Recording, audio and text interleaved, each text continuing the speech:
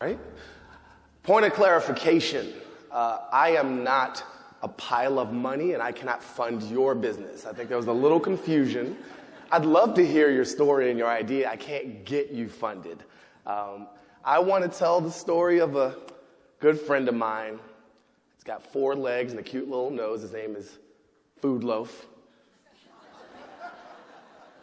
A lot of people don't respect him, but he's resilient, he's resourceful. Can we give it up for Shaka one more time, please? Can we do that? I think I want to extend the story a little bit in a different direction, but on some of the same themes. And I want to talk about community and family and humor within that through one story in particular. But this is a shot of my family as I graduated from middle school in Washington, D.C. That's my older sister. We're back-to-back doing it. She is in Lansing, Michigan, runs a donation-based yoga studio called Just Be Yoga, a donation-based yoga studio in the hood in Lansing. She used to be a journalist, 20 years, lets you know how well the newspaper business is doing when someone goes to teach free yoga in the hood. That's my mother in the center where mothers belong, no longer with us physically, but certainly in spirit. My mother used to say wonderful phrases to us all the time, things like always question authority, except when it came to her. A little inconsistent, but very much loved. This, in fact, is one of the greatest moments of my life, college graduation from Harvard University. My mother embraced me with this forceful hug and said, "We did it."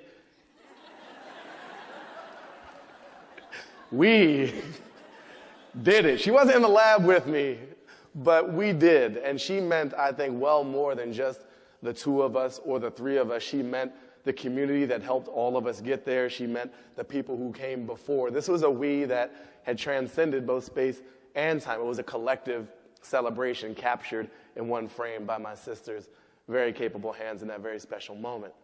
So community has been important in that very specific sense. It's also been important in a storytelling sense. I wrote this book called How to Be Black. It's been quite effective, at least the way I've talked about it to people. And it's moved, right? It's been very good. And a book, in some ways, is this locked broadcast object, but that's not how I think about things. I think about a lot of collective in even the notion of putting this together. And there's been a lot of collective reaction to and embrace of the book, a lot of visual experiences that have sort of popped up all over the internet. And it goes beyond just people, right? It's a multi-species engagement. And it goes beyond even our own world.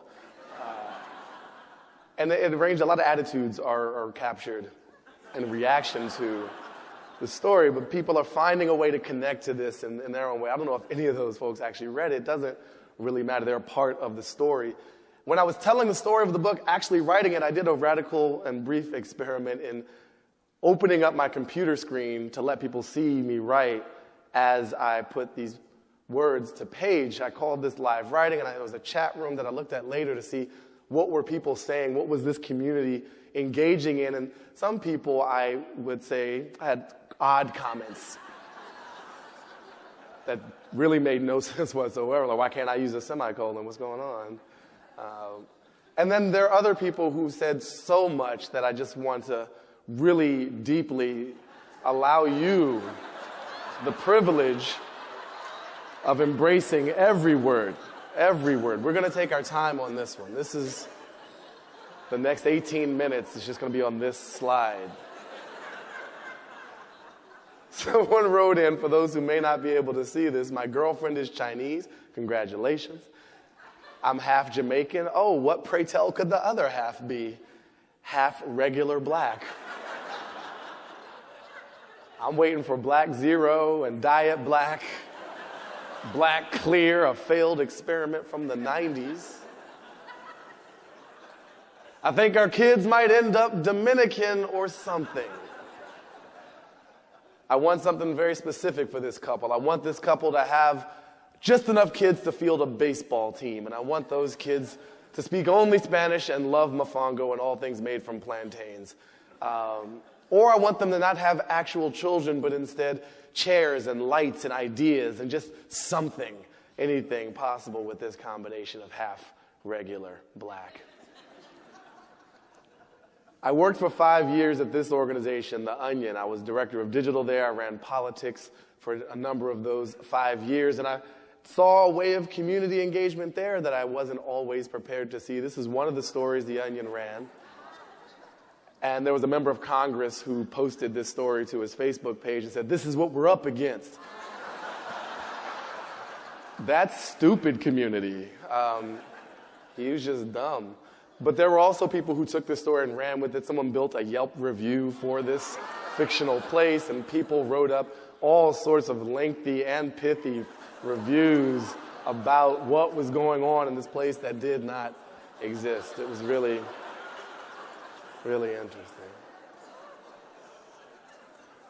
And since then, I have moved on to be more of an entrepreneur myself. I started this company called Cultivated Wit with a few other former colleagues at The Onion. We are combining humor and technology and storytelling and creativity to make the world a more fun place. And we do that a lot with physical gatherings. I really want to tell you about the value of bringing people together around complex notions like Whiskey and Friday, and bringing those two great ideas finally together. We do these very unorganized, no-agenda meetups of people drinking whiskey on Friday, and it's amazing. People can't not like that. If you don't like that, you're an asshole. That's kind of how it works. There's nothing. You don't even have to drink the whiskey. You got to love Friday. You just got to. And we do this event. It's called a Comedy Hack Day. It's a hackathon where we had developers and comedians to build funny apps. I want to show you a very quick glimpse into what this actually means in a physical setting. This is the second time in the history of planet Earth that this type of event has been put on so far as we know.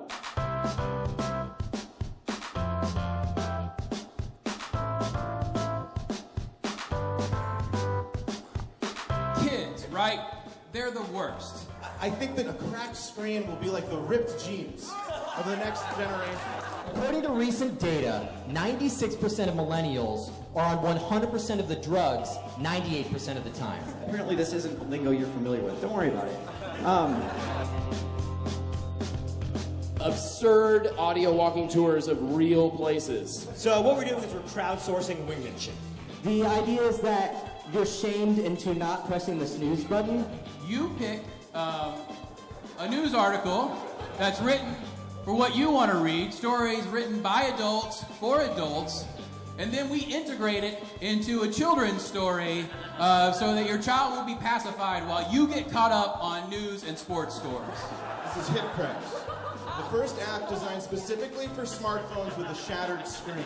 You just fire up the app, you paste in what you want to talk about and the fact, and then it will create a modified version of the Wikipedia page with your fact conveniently inserted into the page so you can show it to your friends and prove them wrong. So, Preferably when they're intoxicated. preferably. What's your monetization strategy?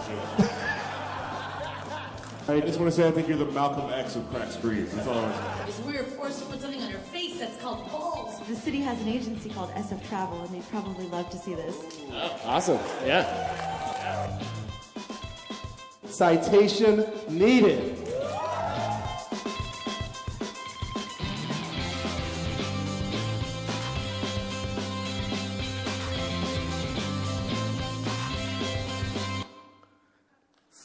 So that happened.